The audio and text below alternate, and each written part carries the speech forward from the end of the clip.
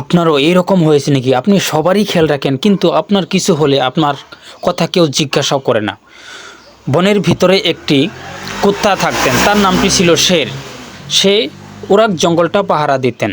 কারোর যদি বিপদ আপদ হয়েছেন তখন সে সর্বপ্রথম এগিয়ে গিয়েছেন। কখনো যদি জঙ্গলের ভিতর বিপদ আপদ আসতেন সে সবাইকে সতর্কবাণী করে দিতেন, এবং কোনো জন্তু যদি হারাতেন সে নিজেই এনে দিতেন। জঙ্গলের রাজা শের, তাকে বলতেন তুই এই জঙ্গলের হিরো। ছোট বাচ্চারা বলতো আঙ্কেল আপনাকে দেখে তো আমরা ভয় পাই না, আঙ্কেল আপনি তো সবারই প্রিয়। বাট এই কথা কেউ জিজ্ঞাসা করে না যে আপনি ভালো আছেন, আপনার শরীরটা ভালো আছে কি না।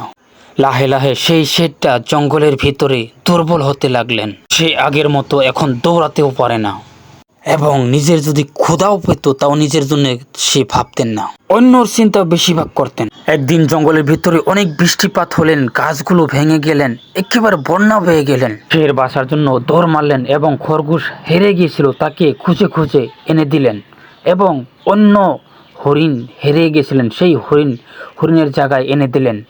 কতক্ষণ পর সে একটি গাছের নিচে পড়ে যায়। এখন তাকে বাঁচাতে কেউ আসে না, কেউ তাকে দেখতেও আসে না।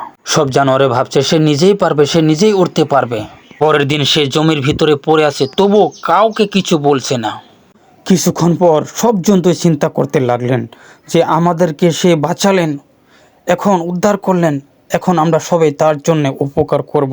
সবাই এই কথা চিন্তা করলেন। তারপর সবাই মিলে তাকে যত্ন করতে লাগলেন।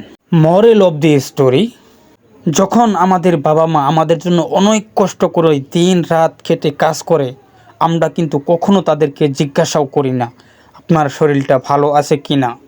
বন্ধুরা, ভিডিওটা যদি ভালো লাগে তাহলে অবশ্যই চ্যানেলটাকে ফলো করে দিবে এবং লাইক করে দিবে।